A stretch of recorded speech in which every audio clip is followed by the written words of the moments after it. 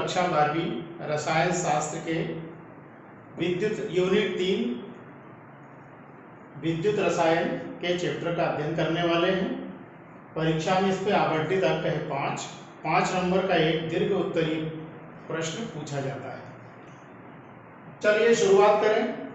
सबसे पहले लेते हैं विद्युत रासायनिक सेल, जिसका उदाहरण है डेनियल सेल। ऐसा सेल जिसमें रासायनिक क्रिया के फलस्वरूप विद्युत उत्पन्न होती है, ऐसे सेल को कहते हैं विद्युत रासायनिक सेल अथवा डेनियल सेल।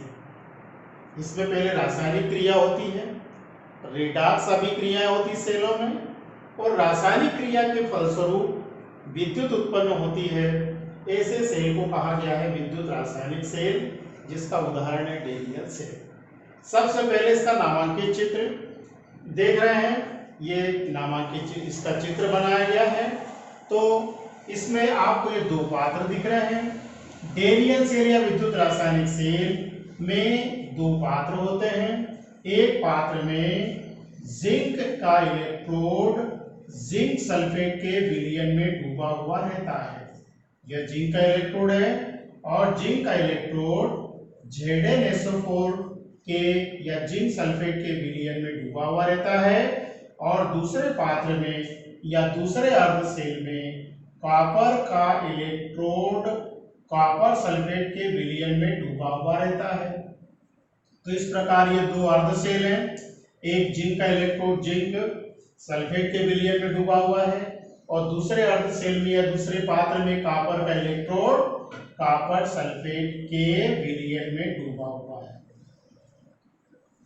अब ये दोनों इलेक्ट्रोडों को एक तार के माध्यम से जोड़ दिया जाता है और तार में बीच में लगा देते हैं गैल्वेनोमीटर अथवा जिसको कहा जाता है धारामापी।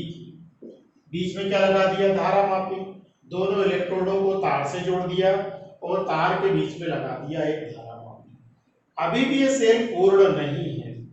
इन दोनों सेलों को ध्यान से अर्ध सेलों को ध्यान से देखा जाए तो दोनों विलयनों को कांच की एक यू आकार की उल्टे यू आकार की ट्यूब से जोड़ा गया है। कांच की ये यू आकार की नली कहलाती है लवण सेतु। लवण सेतु काय का बना होता है? इसमें भरा हुआ रहता है KCl का पेस्ट। KCl और अगर अगर का पेस्ट भरा हुआ रहता है। और इसका जो मुख है लवण सेतु का, यह कॉटन प्लग से या रुई प्लग से बंद होता है। ठीक है, इस प्रकार ये इसका डायग्राम हो गया। सबसे पहले जिंक का इलेक्ट्रोड है, जिंक सल्फेट के विलयन में डूबा है। दूसरे अर्ध सेल में कॉपर का इलेक्ट्रोड कॉपर सल्फेट के विलयन में डूबा है। दोनों इलेक्ट्रोडों को तार से जोड़ दिया गया है, जिसमें एक लगा देते हैं धारामापी और दोनों विलयनों को कांच की एक यू आकार की नली से जोड़ देते हैं, जिसे कहते हैं लवण सेतु, जिसमें KCl और अगर अगर का पेस्ट भरा होता है और उसका मुख कॉटन प्लग से बंद होता है। सबसे पहले बच्चों हम देख लेते हैं लवण सेतु क्यों लगाया गया है। एक तो यह परिपथ को पूर्ण करता है। नंबर 1 पहला कार्य क्या है इसका कि यह परिपथ को पूर्ण करता है। और दूसरा कार्य क्या है? यह केवल अपने अंदर से आयनों को आने जाने देता है, विलयन को मिलने नहीं देता है। तो इस प्रकार यदि हमको दो कार्य पूछे लवण सेतु के तो क्या बतलाना है? एक तो यह परिपथ को पूर्ण करता है और दूसरा यह अपने अंदर से केवल आयनों को आने जाने देता है, आयनों का विनिमय करता है, विलयनों को मिलने नहीं देता है। तो ये दो कार्य याद रखिए। अब हम ये तो हो गई इसकी नामांकित चित्र और बनावट के बारे में। अब हम इसकी कार्यविधि पढ़ते हैं। किस प्रकार से कार्य करता है डेनियल सेल या विद्युत रासायनिक सेल? तो इसमें होती है कुल मिलाकर रेडॉक्स अभिक्रिया। जिंक इलेक्ट्रोड पर जिंक परमाणु दो इलेक्ट्रॉनों को त्याग देता है। कौन सी क्रिया है यह? ऑक्सीकरण अभिक्रिया के द्वारा। ऑक्सीकरण अभिक्रिया के द्वारा जिंक इलेक्ट्रोड पर जिंक परमाणु 2 इलेक्ट्रॉनों को त्याग कर जिंक आयन में कन्वर्ट हो जाता है। इसी तरह जब ये इलेक्ट्रॉन तार के माध्यम से जिंक इलेक्ट्रोड से कॉपर इलेक्ट्रोड की तरफ आते हैं, तब इन इलेक्ट्रॉनों को कॉपर सल्फेट के कॉपर आयन अपचयन अभिक्रिया के द्वारा ग्रहण करते हैं और किस में कन्वर्ट हो जाते हैं, कॉपर धातु में कन्वर्ट हो जाते हैं। तो यह कौन सी अभिक्रिया हुई, अपचयन अभिक्रिया। दोनों अभिक्रियाओं को अब ये कॉपर धातु इलेक्ट्रोड पर जमा होती जाएगी। जिंक इलेक्ट्रोड पर जिंक परमाणु ऑक्सीकरण अभिक्रिया से 2 इलेक्ट्रॉनों को त्यागते जाते हैं और जिंक आयन में कन्वर्ट होते जाते हैं। जब ये इलेक्ट्रॉन तार के माध्यम से कॉपर इलेक्ट्रोड की तरफ आते हैं, तब इन इलेक्ट्रॉनों को कॉपर सल्फेट के कॉपर आयन अपचयन अभिक्रिया के द्वारा ग्रहण करके कॉपर धातु में कन्वर्ट हो जाते हैं, बदल जाते हैं। अब इन दोनों अभिक्रियाओं को ऐड कर देते हैं। Zinc plus copper ion is equal to zinc ion plus copper धातु। दोनों अभिक्रियाओं को जोड़कर हम क्या कहते हैं, रेडॉक्स अभिक्रिया। और यहाँ पर इसको क्या कहा गया, कहेंगे सेल अभिक्रिया। तो डेनियल सेल में संपूर्ण सेल अभिक्रिया इस प्रकार की हुई। ये इसकी कार्यविधि हो गई। यदि सेल का निरूपण भी पूछा जाए तो उसको हमको एक्सप्लेन करना है, सेल का निरूपण किस प्रकार से किया जाता है, अब मैं आपको बतलाने वाला हूं। जिंक इलेक्ट्रोड पर चूंकि इलेक्ट्रॉन त्यागे जाते हैं, इसलिए यह सेल का क्या कहलाता है, एनोड। कौन सी क्रिया होती है एनोड पर, ऑक्सीकरण की क्रिया होती है। तो डेनियल सेल में जिंक इलेक्ट्रोड एनोड है और जो कॉपर इलेक्ट्रोड है उस पर कौन सी क्रिया होती है, अपचयन की, इसलिए यह क्या है, कैथोड। तो जब सेल का निरूपण करेंगे तो इस प्रकार से करेंगे, जिंक एस मींस सॉलिड यानी ठोस, जिंक इलेक्ट्रोड एक लाइन खींचेंगे, रेखा खींचेंगे, जिंक इलेक्ट्रोड काय में डूबा हुआ है, जिंक सल्फेट के जलीय विलयन में। फिर 2 लाइन खींचेंगे, 2 रेखाएं खड़ी खींचेंगे, कॉपर सल्फेट AQ लिखेंगे, AQ मींस एक्वस यानी जलीय, और यहाँ लिखेंगे कॉपर और सॉलिड यानी इलेक्ट्रोड। यहाँ पर हम लिखेंगे एनोड। जिंक इलेक्ट्रोड किसका कार्य करता है, एनोड का, और कॉपर इलेक्ट्रोड किसका कार्य करता है, कैथोड का। जिंक इलेक्ट्रोड जो होता है इसका ऋण ध्रुव है और कॉपर इलेक्ट्रोड जो है इसका सेल का धन ध्रुव है। यहाँ पर एक रेखा क्यों खींची गई है, जिंक सल्फेट और जिंक के बीच, इधर कॉपर सल्फेट और कॉपर के बीच में। तो जो एक रेखा है वह प्रावस्थाओं को दर्शाती है, ये ठोस है, ये जलीय विलयन है। और 2 लाइनें जो है, 2 रेखाएं जो खड़ी रेखाएं हैं, वह 2 विलयनों को जोड़ रही है। कौन जोड़ता है इसमें 2 विलयनों को, लवण सेतु। तो 2 रेखाएं इसमें लवण सेतु को दर्शा रहे। तो सेल का निरूपण इस प्रकार से किया जाता है। इसमें आपको 3 चीजें याद रखना है, नामांकित चित्र, सेल की बनावट और इसकी कार्यविधि। एवं एक्स्ट्रा क्या याद रखना है इसमें, सेल का निरूपण। तो इस प्रकार ये डेनियल सेल हो। बच्चों हम एक इंपॉर्टेंट क्वेश्चन पढ़ने वाले हैं, मानक hydrogen electrode, standard hydrogen electrode. पहले हम इसकी बनावट देखते हैं। इसमें एक प्लेटिनम की प्लेट पर प्लेटिनम ब्लैक का आवरण चढ़ा देते हैं।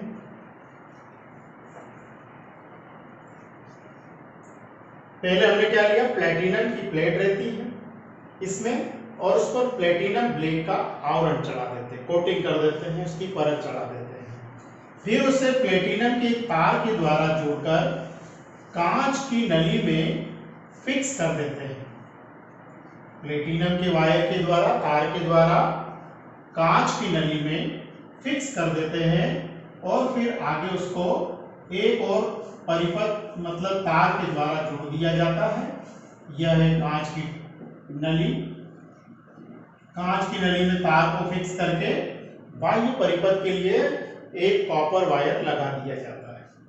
तो सबसे पहले प्लेटिनम ब्लैक की एक पट्टी ली जाती है, इसमें प्लेटिनम ब्लैक का उस पर आवरण चढ़ा दिया जाता है और उस प्लेटिनम की प्लेट को प्लेटिनम के वायर के द्वारा एक कांच की नली में पारे में फिक्स कर देते हैं। अब इस प्लेटिनम की प्लेट को एक कांच के जैकेट से ढक देते हैं। यह कांच का जैकेट है जिससे प्लेटिनम की प्लेट को ढक दिया गया है। अब इस सेल को 1 मोलर सांद्रता के HCl हाइड्रोक्लोरिक सॉल्यूशन के विलयन में डुबा देते हैं। 1 मोलर सांद्रता के HCl विलयन में प्लेटिनम की प्लेट को डुबा देते हैं और कांच की जैकेट से 25 डिग्री सेल्सियस ताप पर और 1 एटीएम यानी 1 वायुमंडलीय दाब पर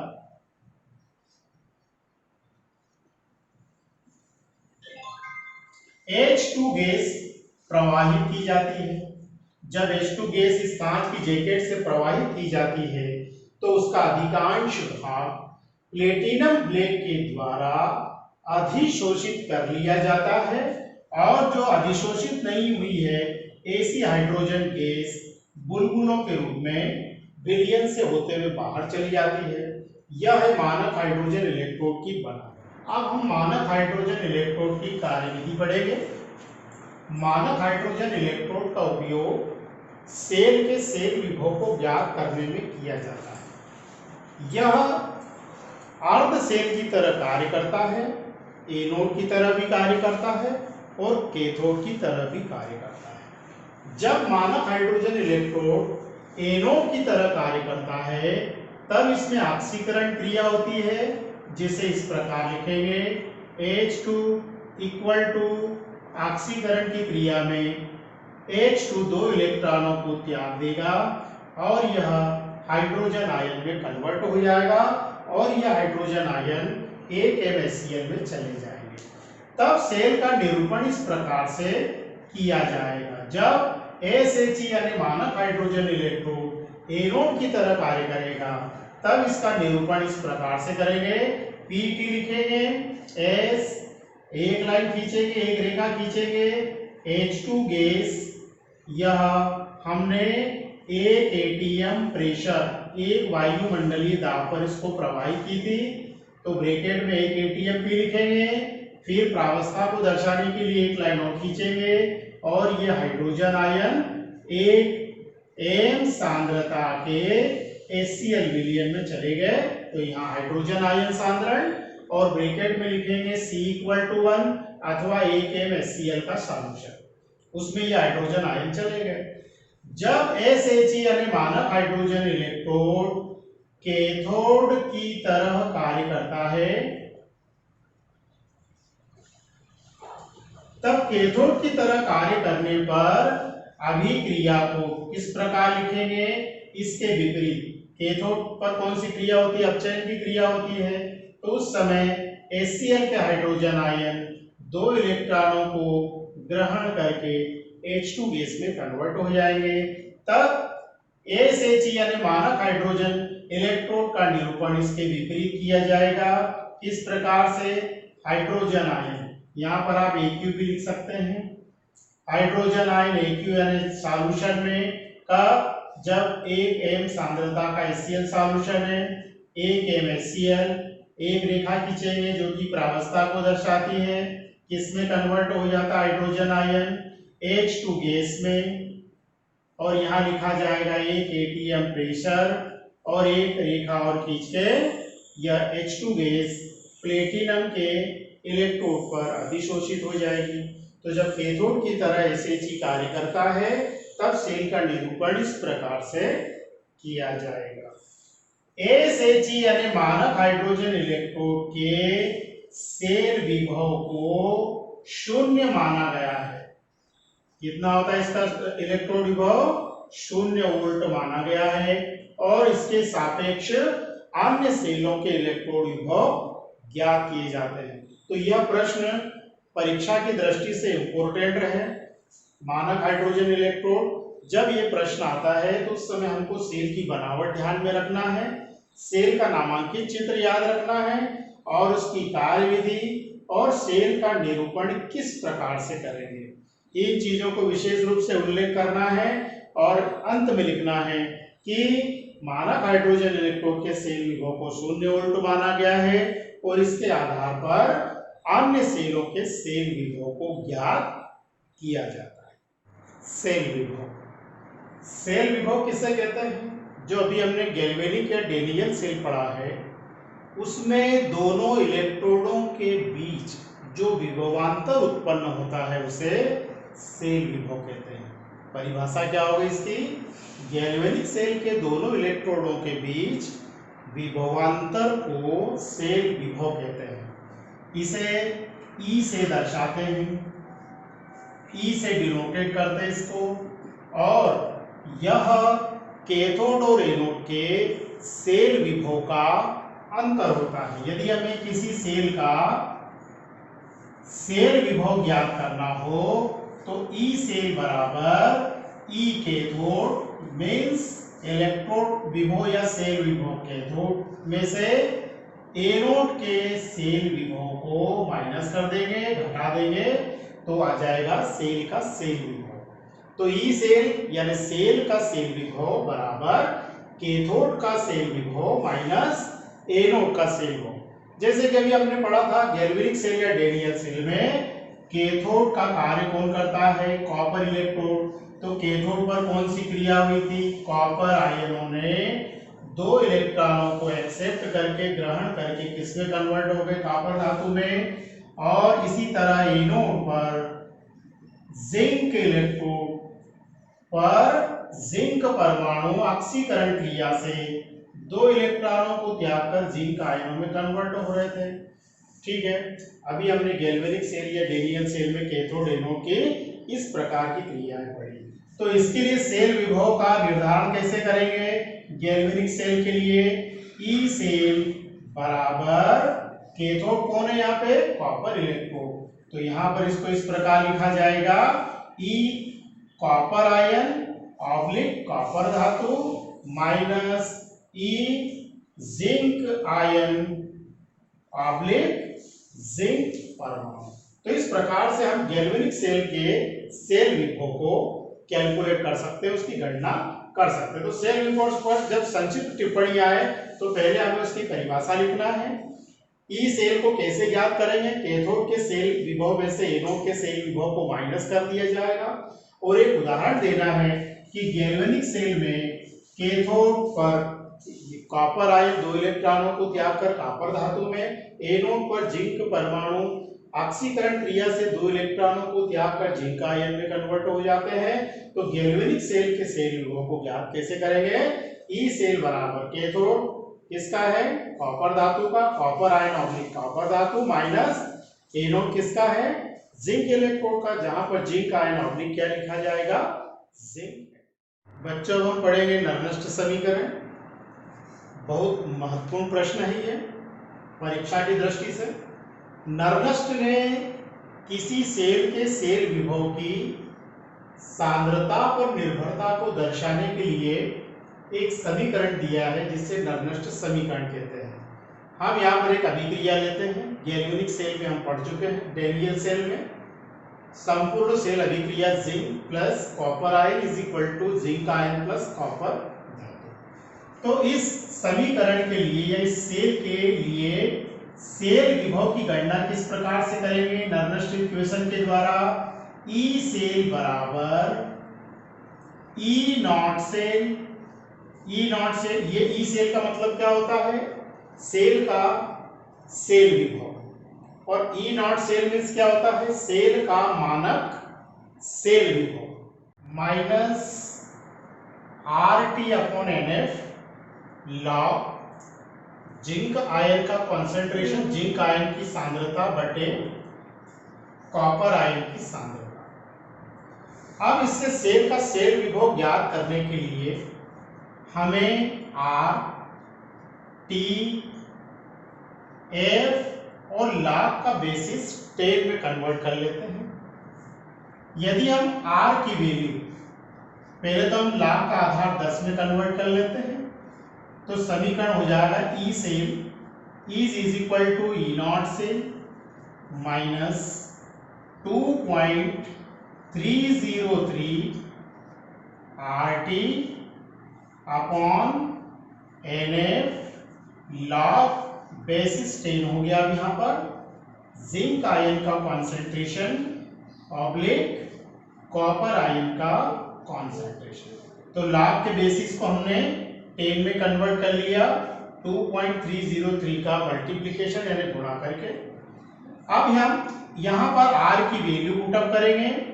R की वैल्यू याद रखिए 8.314 joule kelvin inverse mole inverse. यदि हम इनके मान रख दें, T is equal to 273 kelvin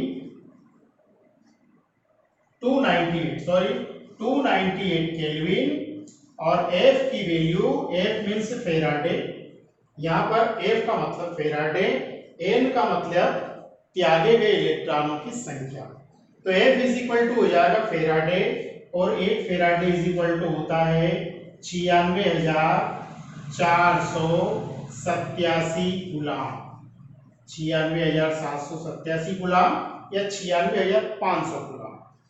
ठीक है, यदि हम इनके मान रख दें, R, T और F की वैल्यू रख दें, तब नर्नस्ट इक्वेशन हो जाएगा E cell is equal to E naught cell minus 0.059 upon N log basis 10 zinc ion का कॉन्सेंट्रेशन ऑब्लिक कॉपर आयन का कॉन्सेंट्रेशन। तो जब हमें नर्नस्ट इक्वेशन पूछा जाए तो इन 2-3 स्टेप को फॉलो करें और इस प्रकार से उसको एक्सप्लेन करें। E cell is equal to E naught cell minus 0.059 upon N log zinc ion का कॉन्सेंट्रेशन ऑब्लिक कॉपर आयन का कॉन्सेंट्रेशन। जो राइट हैंड पर जो क्रिया लिखी रहेगी उसे ऊपर, और जो लेफ्ट हैंड पर क्रिया लिखी रहेगी उसे नीचे, उसका कॉन्सेंट्रेशन लिखना है, और इस समीकरण के द्वारा किसी सेल के सेल विभव को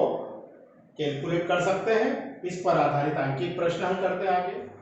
एक क्वेश्चन है, निम्न अभिक्रिया के सेल विभव की गणना करना है, जिसमें दिया गया है E naught cell is equal to 3.17 volt, यानी सेल का मानक सेल विभव है 3.17 वोल्ट, तथा अभिक्रिया है मैग्नीशियम प्लस सिल्वर आयन, जिसकी सांद्रता है 0.0001 m।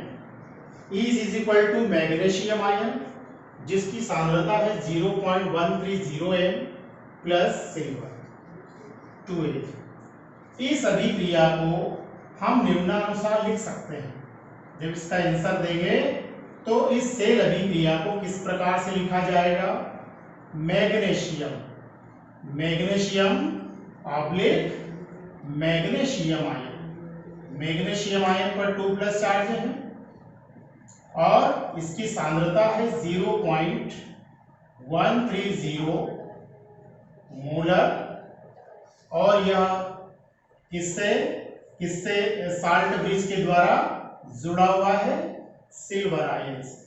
सिल्वर आयन की सांद्रता है यहाँ पर 0.0001 m, और यह कन्वर्ट होता है किसमें, सिल्वर धातु में। तो इस प्रकार सबसे पहले दी गई अभिक्रिया को हम दी गई अभिक्रिया से हम सेल का पहले निरूपण करेंगे। जो सॉलिड है यहाँ पर इलेक्ट्रोड है, वह किसमें कन्वर्ट हुआ, आयन में, तो उसको आगे लिखेंगे, और जो आयन है वह धातु में कन्वर्ट हुआ है उसे बाद में लिखेंगे। इस प्रकार से हम उसको याद रख सकते हैं। सांद्रताएं लिखेंगे उनकी, और नर्नस्ट इक्वेशन अप्लाई करके सेल विभव की गणना करेंगे। E cell is equal to E naught cell minus 0.059 upon N log basis 10। ऊपर लिखेंगे मैग्नीशियम आयन की सांद्रता को, ऑब्लिक सिल्वर आयन की सांद्रता। तो सिल्वर पर सिंगल चार्ज है इसलिए यहाँ पे स्क्वायर करेंगे। अब यहाँ पर इनके मानों को पुटअप कर रहे हैं। सेल का सेल विभव बराबर ई नॉट सेल की वैल्यू है यहाँ पर 3.17 minus 0.059/2 log basis 10। Magnesium ion का कॉन्सेंट्रेशन कितना है 0.130 अपॉन सिल्वर आयन का कॉन्सेंट्रेशन है 0.0001 m और इसका स्क्वायर। जब इसको आप हल करेंगे तो E cell is equal to 3.17 minus, जब आप इस पद को हल करेंगे तो इसकी वैल्यू आएगी 0.21। इस प्रकार सेल का सेल विभव इज इक्वल टू आ जाएगा 2.964। ये हमारा आंसर है। इस क्वेश्चन को अच्छी तरह पढ़ लिया जाए। जब परीक्षा में प्रश्न पूछा जाए तो पहले सेल अभिक्रिया जो दी रहेगी उससे सेल का निरूपण किया जाए और नर्नस्ट इक्वेशन में मान रख के उसको हल किया जाए। बच्चों हम पढ़ेंगे चालकताएं। पहले हम लेते हैं विशिष्ट चालकता। विशिष्ट चालकता की परिभाषा है 1 घन सेंटीमीटर विद्युत अपघट्य विलयन की चालकता। 1 घन सेंटीमीटर विद्युत अपघट्य विलयन की चालकता को विशिष्ट चालकता कहते हैं।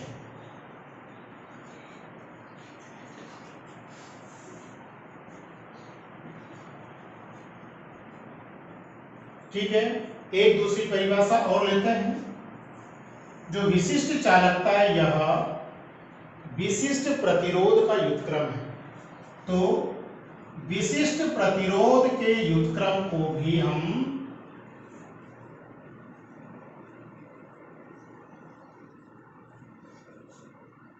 विशिष्ट चालकता कहते हैं। दोनों परिभाषा याद रखिएगा। इसे केप्पा से दर्शाते हैं। इस प्रकार से लिखते हैं कप्पा, लैटिन वर्ड से ये, इसे कप्पा से दर्शाते हैं। चूंकि यह विशिष्ट प्रतिरोध का व्युत्क्रम होता है, मीन्स के कप्पा इज इक्वल टू 1/ρ, तो इसका मात्रक क्या हो जाएगा? चूंकि ρ यानी विशिष्ट प्रतिरोध का मात्रक ओम सेंटीमीटर है, तो कप्पा का मात्रक हो जाएगा ohm inverse centimetre inverse. Ohm inverse को सीमेंस भी कहते हैं, तो सीमेंस सेंटीमीटर इनवर्स, इसकी एक इकाई और हो जाएगी, या सीमेंस को मो भी कहते हैं, मो सेंटीमीटर का इनवर्स। तो इनमें से कोई भी इकाई आप याद रखिएगा। 1 घन सेंटीमीटर विद्युत अपघट्य विलयन की चालकता को अथवा विशिष्ट प्रतिरोध के व्युत्क्रम को विशिष्ट चालकता या चालकत्व आजकल कहा जाता है, कहते हैं। इसे कप्पा से दर्शाते हैं और इसका मात्रक क्या है? ओम इनवर्स सेंटीमीटर इनवर्स अथवा सीमेंस सेंटीमीटर इनवर्स अथवा मो सेंटीमीटर इनवर्स। इसी तरह आगे हम ले रहे हैं मोलर चालकता। मोलर चालकता को आणविक चालकता भी कहा जाता है। मॉलिक्यूलर कंडक्टिविटी, इसकी परिभाषा है 1 ग्राम मोल विद्युत अपघट्य को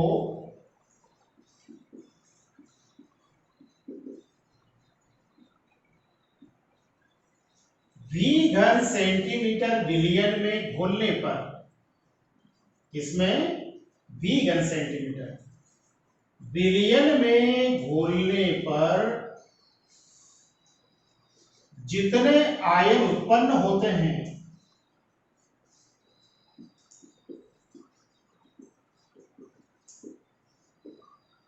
उन आयनों की चालकता को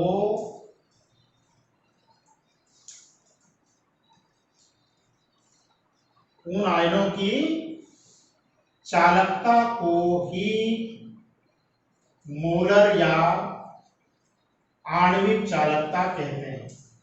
तो यह इसकी डेफिनेशन है।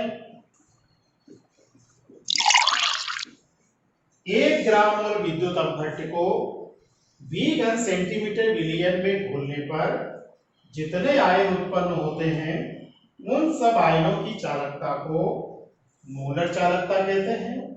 इसे लेमड़ा m से दर्शाते हैं। उल्टा भी लिखेंगे, m से दर्शाते हैं।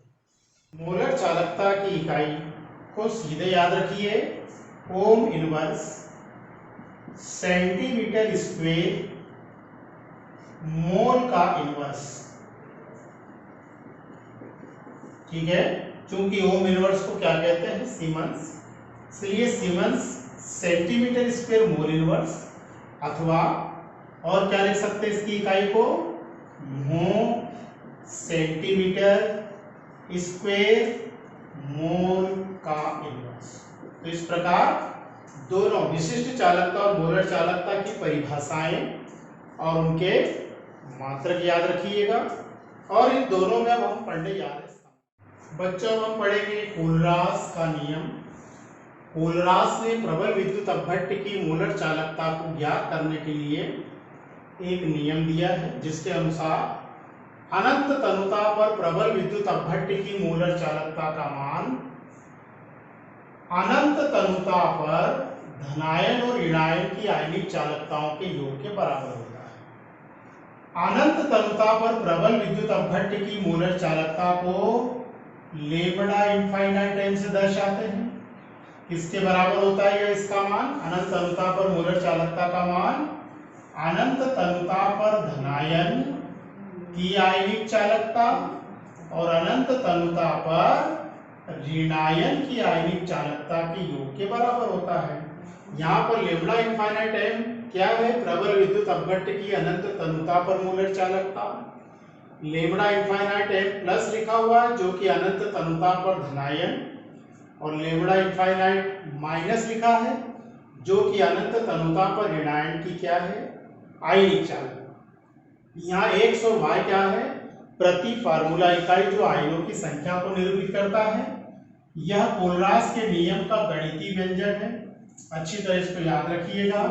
और यहाँ पर एक उदाहरण लेते हैं, जैसे NaCl में x बराबर सोडियम आयन कितने यहाँ पे 1, तो x is equal to 1 and y is equal to क्या हो जाएगा, y इज इक्वल टू भी 1, क्योंकि सोडियम आयन भी एक है इसमें, क्लोराइड आयन भी एक है। और अन्य उदाहरण भी ले सकते हो, जैसे बेरियम क्लोराइड BaCl2 में बेरियम आयन धनायन की संख्या कितनी है 1 और ऋणायन की संख्या कितनी है 2। तो यहाँ पे x y की वैल्यू आप पुट अप कर सकते हैं। तीसरा, एल्यूमिनियम सल्फेट में Al2SO4 टेकन थ्राइस में धनायनों की संख्या है 2, 2 एल्यूमिनियम आयन है and y is equal to 3 क्या इसमें सल्फेट आयन है। तो कोलरास नियम में x और y जो है वो प्रति फार्मूला इकाई को दर्शाती है। कुल मिलाकर ये धनायन और ऋणायनों की संख्या है। अब इसके दो अनुप्रयोग यदि पूछे जाए तो अनुप्रयोग में पहला अनुप्रयोग आप दीजिए, इसके द्वारा हम दुर्बल विद्युत अपघट्य की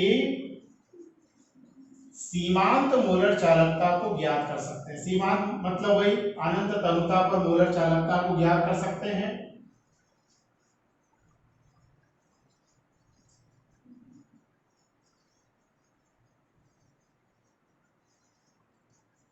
यह पहला अनुप्रयोग हुआ इसका।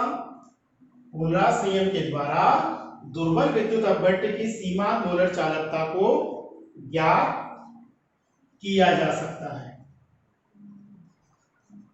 किस प्रकार से, उदाहरण लेते हैं। चूंकि कोलरास ने नियम किसके लिए दिया है, अनंत तनुता पर प्रबल विद्युत अपघट्य की मोलर चालकता को ज्ञात करने के लिए, पर इस नियम का उपयोग करके हम दुर्बल विद्युत अपघट्य की सीमांत मोलर चालकता को भी ज्ञात कर सकते हैं। लेकिन कैसे, अप्रत्यक्ष रूप से प्रबल विद्युत अपघट्य की सीमांत मोलर चालकता को ज्ञात करके। तो यहाँ आप एक लाइन लिख सकते हैं कि कोलरास के नियम के द्वारा दुर्बल विद्युत अपघट्य की सीमांत मूलर चालकता को प्रबल विद्युत अपघट्य की सीमांत मूलर चालकता ज्ञात करके ज्ञात किया जा सकता है। एक उदाहरण लेते हैं, यहाँ पे उदाहरण लेते हैं दुर्बल विद्युत अपघट्य का, एसिटिक एसिड का।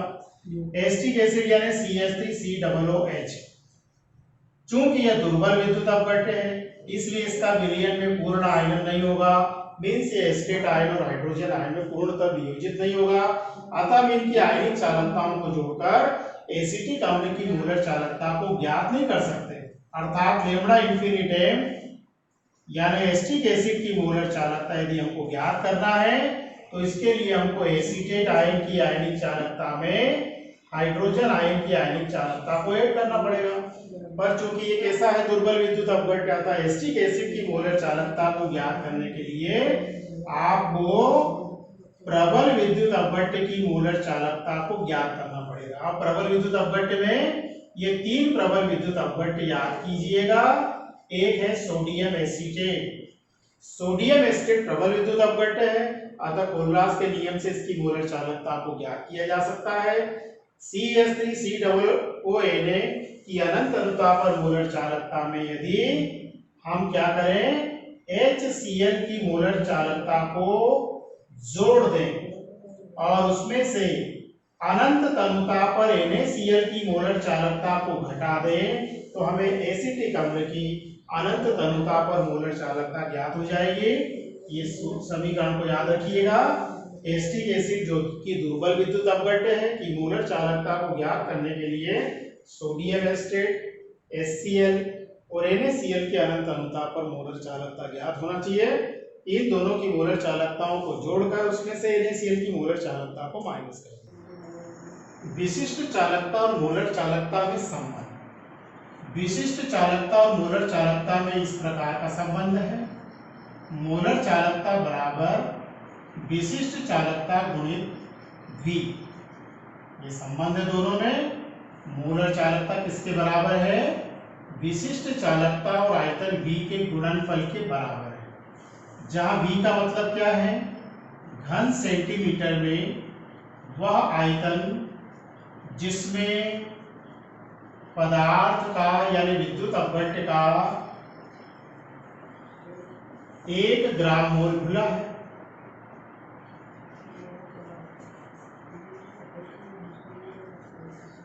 ठीक है, ये संबंध याद रखिएगा। इसके बाद में हम दोनों चालकताओं पर तनुता का प्रभाव पढ़ेंगे। दोनों चालकताओं पर तनुता का प्रभाव क्या पड़ता है। सबसे पहले विशिष्ट चालकता पर तनुता का प्रभाव। विशिष्ट चालकता की परिभाषा हमने पढ़ी थी कि प्रति घन सेंटीमीटर विलयन की चालकता को क्या कहते हैं, चालकता को हम विशिष्ट चालकता कहते हैं। प्रति घन सेंटीमीटर यानी 1 घन सेंटीमीटर विलयन की चालकता को विशिष्ट चालकता कहते हैं। तो इस परिभाषा के अनुसार जाहिर है कि यदि हम क्या करें, तनुता को बढ़ा दें तो प्रति घन सेंटीमीटर आयनों की संख्या हो जाएगी कम, तो तनुता बढ़ाने पर क्या हो जाएगी, आयनों की संख्या कम हो जाएगी।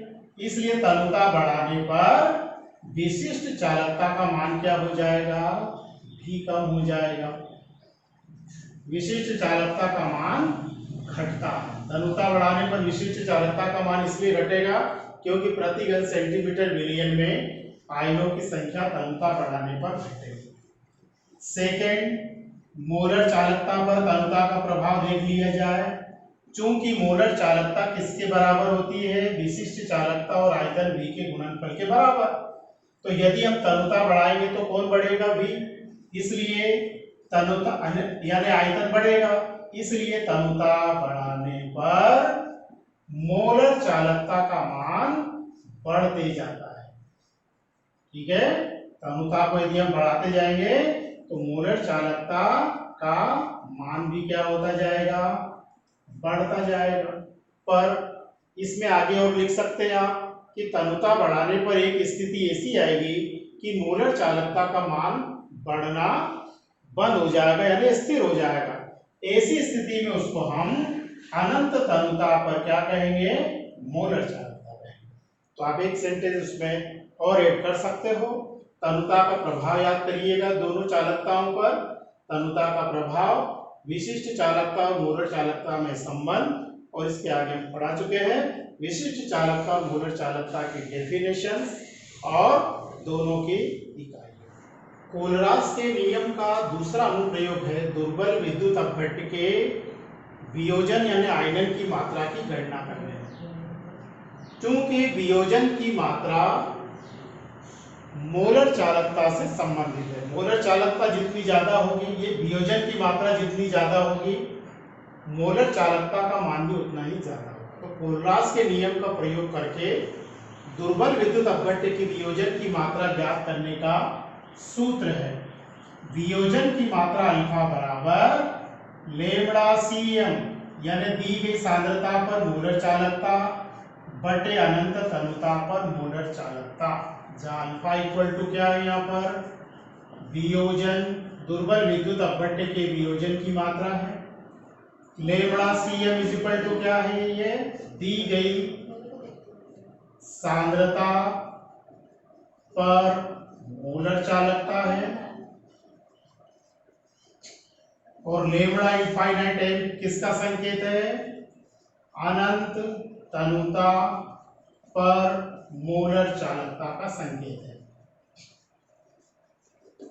ठीक है, अनंत तनुता पर मोलर चालकता को कोलरास के नियम का प्रयोग करते हुए ज्ञात कर लेंगे। कोलरास के गणितीय रूप को हम जानते हैं, या कोलरास के नियम से अनंत तनुता पर मोलर चालकता इज इक्वल टू धनायन की अनंत तनुता पर मोलर चालकता प्लस अनंत तनुता पर ऋणायन की मोलर चालकता। इस मान को समीकरण नंबर 1 में पुट अप कर दीजिए। तो वियोजन की मात्रा अल्फा बराबर दी गई सांद्रता पर मोलर चालकता बटे धनायन की अनंत तनुता पर मोलर चालकता प्लस ऋणायन की अनंत तनुता पर मोलर चालकता। यदि हमें धन और ऋणायन की अनंत तनुता पर मोलर चालकता मालूम हो तो दोनों को ऐड करके अनंत तनुता पर मोलर चालकता कैलकुलेट हो जाएगी, और दी गई सांद्रता में उसका भाग दे दीजिएगा, तो उससे ज्ञात हो जाएगी हमको दुर्बल विद्युत अपघट्य के वियोजन की मात्रा यानी अल्फा।